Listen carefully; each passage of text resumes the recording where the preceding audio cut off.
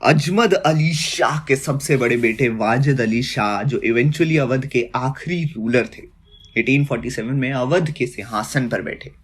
वजीद अली शाह गायकों, संगीतकारों, डांसर्स और कलाकारों के बहुत बड़े पेट्रन थे। उन्हें आर्किटेक्चर्स में भी काफी रुचि थी। सिंहासन पर आते ही उसने कसीर बाग महल पैलेस का निर्माण शुरू कर दिया। यह बड़ा पैलेस 1848 और 1850 के बीच फर्नीचर और सजावट सहित 80 लाख रुपए की कॉस्ट से बनाया गया था। कसीर बाग के कोर्ट यार्ड को उसके लॉन सहित जिलो खाना कहा जाता था। केंद्र में ईस्ट और वेस्ट छोर पर 2 मरमेड गेट से घिरा हुआ एक बारदारी था। वजीद अली शाह उस समय अवध के सिंहासन पर बैठे जब ईस्ट इंडिया कंपनी पूरे अवध के सिंहासन पर कब्जा करने के लिए श्योर थी, जैसे भारत का बगीचा, अन्न भंडार और रानी प्रोविंस। भारतीय सब कॉन्टिनेंट में अवध के शाही प्रेडिसेसर और सक्सेसर ईस्ट इंडिया कंपनी के लिए प्रमुख खतरे यही थे। अलग अलग सर्कमस्टांसेस में शायद वो एक शासक के रूप में सफल हो सकता था, क्योंकि उसके पास ऐसे कई गुण थे जो एक अच्छे एडमिनिस्ट्रेटर को बनाते हैं। भारतीय परंपरा में ललित कलाओं के सबसे उदार और उत्साही संरक्षकों में से एक होने के अलावा अपनी प्रजा के प्रति उदार दयालु थे। जब वो सिंहासन पर चढ़ा तो उसने न्याय के प्रशासन में गहरी दिलचस्पी ली, सुधारों की शुरुआत की और सेना को पुनः गठित किया। वजीद अली शाह को व्यापक रूप से एक व्यभिचारी और अलग शासक के रूप में माना जाता था, लेकिन उनकी कुछ बदनामी गलत लगती है।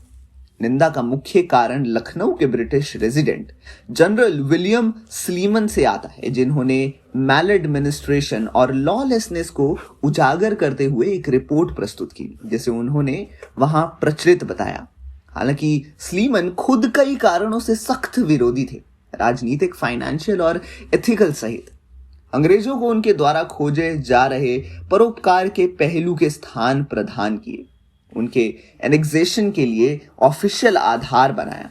हालांकि हाल के अध्ययनों ने सुझाव दिया कि अवध ने तो बैंकरप्ट था और ना ही उतना लॉलेस था जितना कि अंग्रेजों ने दावा किया था।